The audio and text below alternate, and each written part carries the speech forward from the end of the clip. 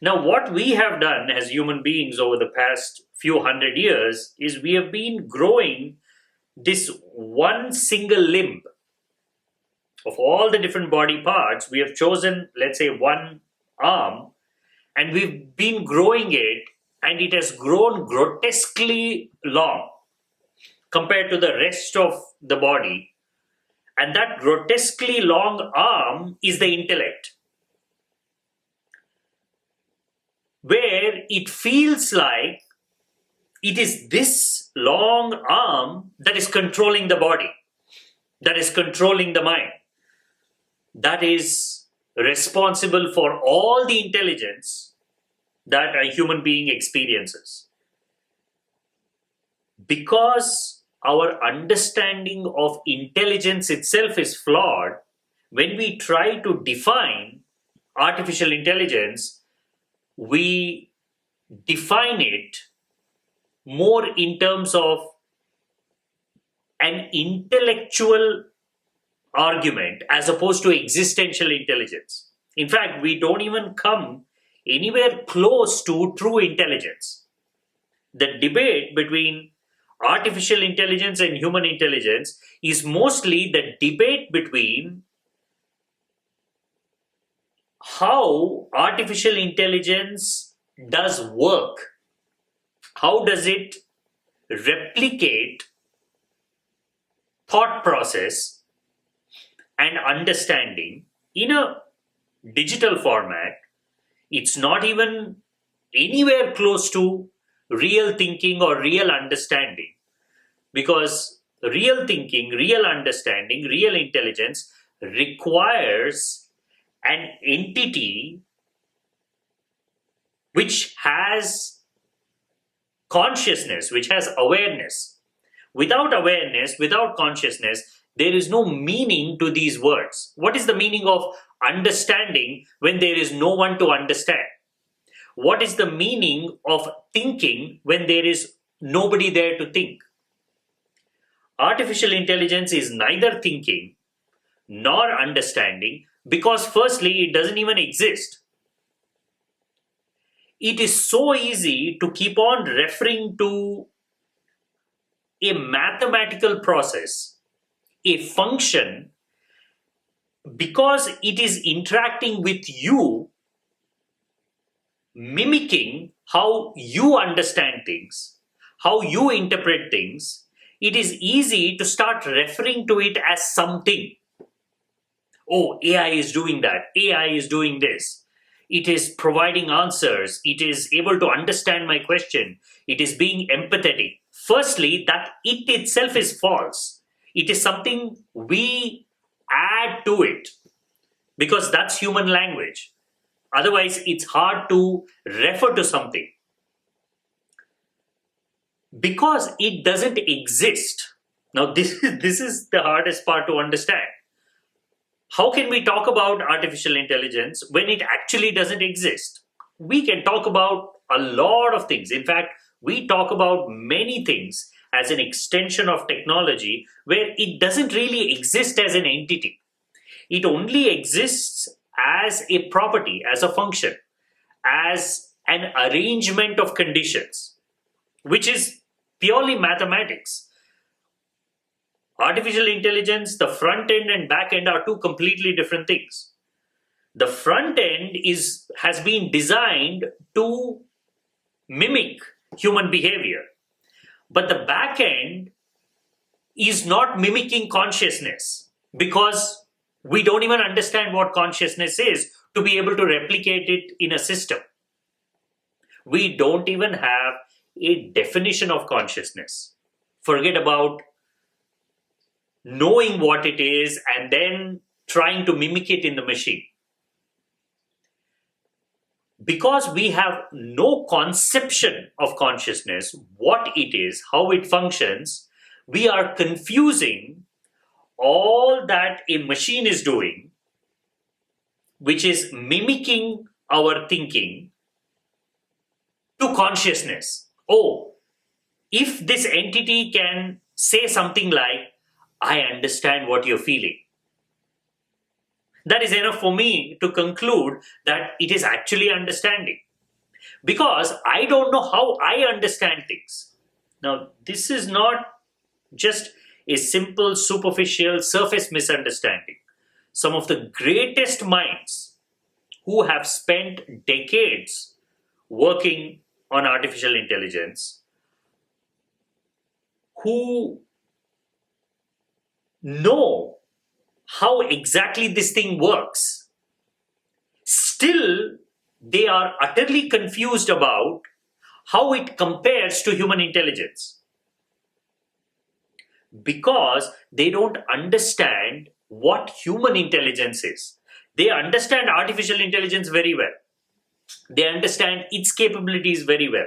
Now, if you listen to anybody who's afraid of the capabilities of AI, what it might become in the future, it might develop its own motive, its own intent, its own purpose to a point where it can even wipe out human beings. Observe, these are all the people who have spent more time working on artificial intelligence than understanding the human intelligence. They have not spent 10 minutes in silence and stillness, where real intelligence is. If you have not paused to watch the intelligence that is happening here, the breath, the thoughts, the emotions, the desires, everything being reflected in consciousness. When we close our eyes and when we try to connect with ourselves, we don't go to any part of the body because we know that's not where things are. We go inward. What does that mean? What does this inward mean? We're not going inside the body. We're going inside a different dimension. There is a whole new dimension that exists which is not accessible to the senses. Now, that inner dimension is intelligence personified. What we refer to as inside is the true intelligence that governs everything, including the human body, including our thoughts. So the problem is, we have created this machine which, using the trial and error method, it predicts the next outcome. Basically, language models are word predictors. Based on a bunch of words you've given, it understands context, it assigns weights to those words, and eventually it predicts what is the most likely next word. Now, where is that in any way related to how human beings think and formulate ideas? We are not playing with words. That's the fundamental difference. We are playing in consciousness. We are playing in images. We are playing in ideas. We use words only as a last layer of expression to make someone understand what we are thinking. We don't need words to think. Remove words from the language model, remove that mathematical notation we have given for it to identify letters and words. What happens to that entity? It is nothing, it is zero. It is not sitting and contemplating on, okay, what am I going to do next? Because it doesn't even exist. This is the fundamental difference between artificial intelligence and human intelligence. Human intelligence is rooted in a higher dimensional consciousness. Our memories are not stored locally in the body. This is the problem we are facing in trying to understand, okay, what if this thing becomes more intelligent than us? Already we're talking about, oh, this particular AI is already as smart as, let's say, a PhD, or it's smart as a chess grandmaster. But what does that even mean? We use words very loosely. What does that word smart even mean? Just because a machine can beat a chess player doesn't mean it's intelligent. Intelligence is total. Intelligence is not just knowing how to solve a problem. intelligence is experience. It is wisdom. It is a million different things. There is the ocean and there is the wave. The waving is the intellect.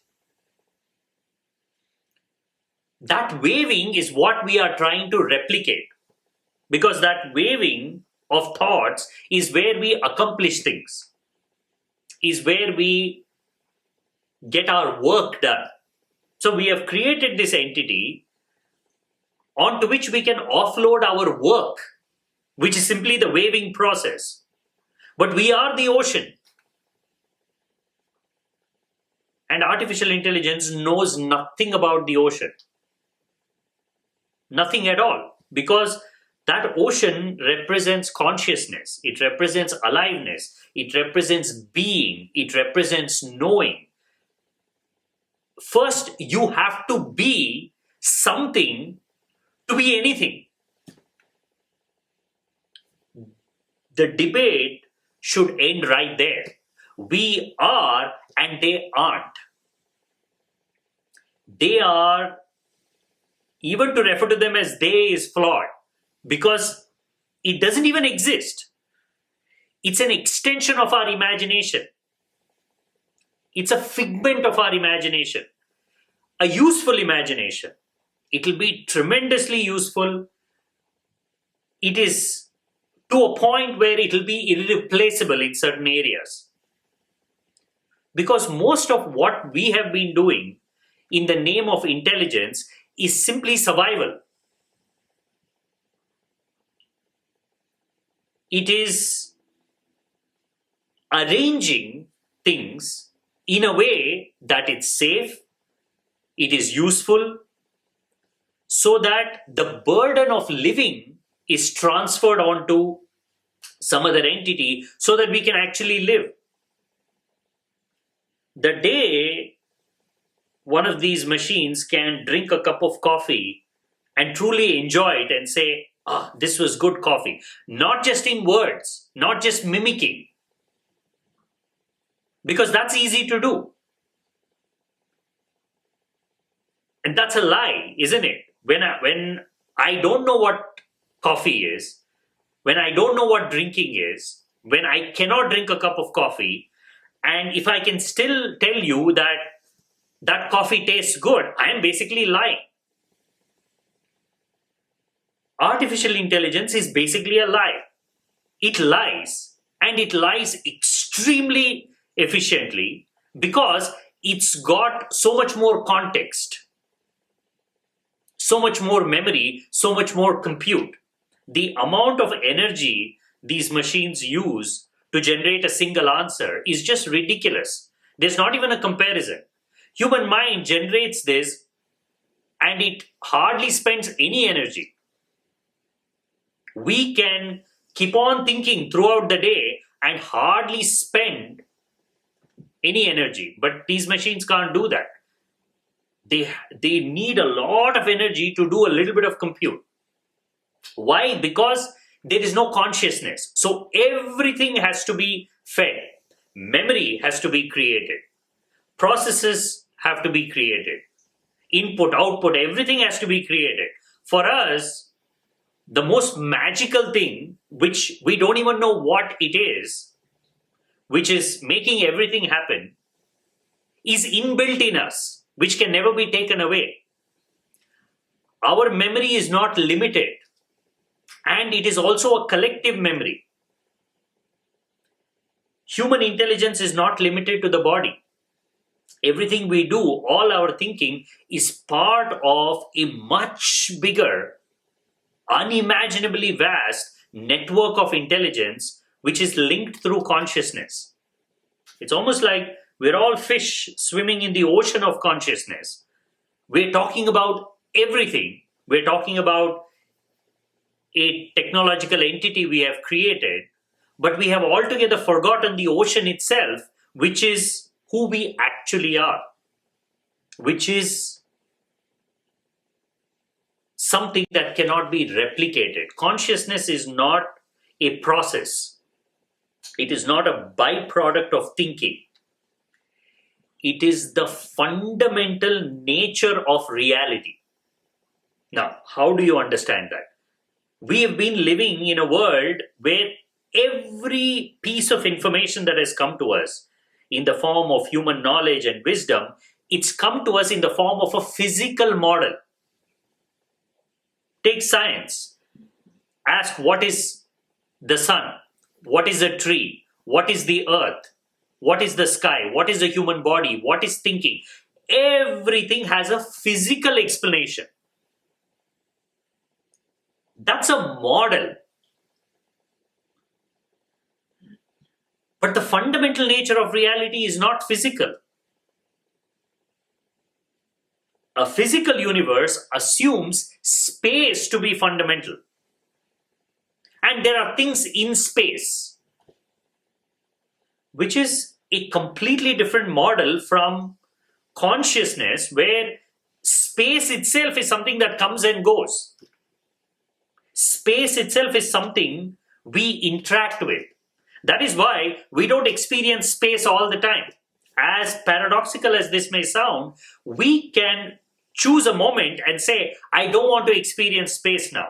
It's as simple as just close your eyes. There's so much space all around you. But what happens when you close your eyes? It's gone. Now you're not experiencing space. You are only experiencing sensations. So space is purely a visual entity. That's it. If there is no visual, then the way you are experiencing things is in consciousness. It's this visual space that creates all the confusion.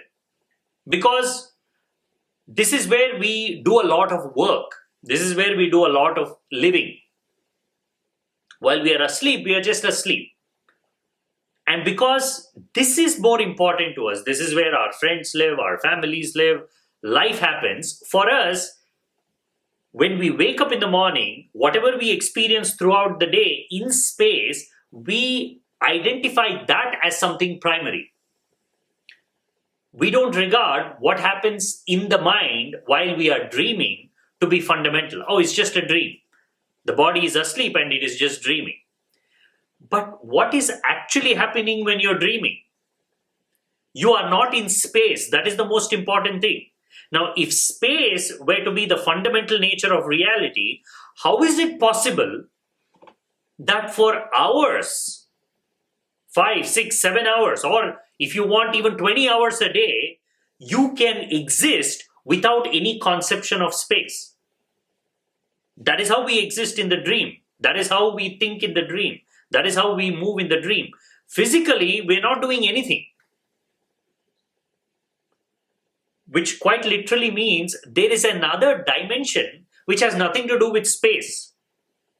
Space is something I experience. It comes and goes. If consciousness is the fundamental nature of reality, then our entire model of the universe is wrong. What AI will expose more than anything else is the human intellectual bubble. We have been living in our own intellectual bubble, feeding it with ideas and concepts without anybody to question it, without anybody to challenge it, because it's our own definition of intelligence and there is nothing superior to it to question it. Now, for the first time, we have created an entity that comes very close to mimicking our human intellect, not intelligence, intellect. The way we express things, the way we get things done, mathematics, calculation, we have an entity that can do all that. And we are completely bamboozled. How is it even possible? Either we are so smart that we have created an entity that can mimic human intelligence, or we are so dumb that our definition of intelligence itself is wrong.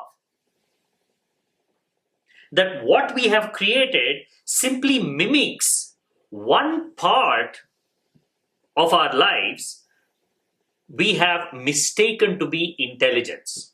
It is simply intellect.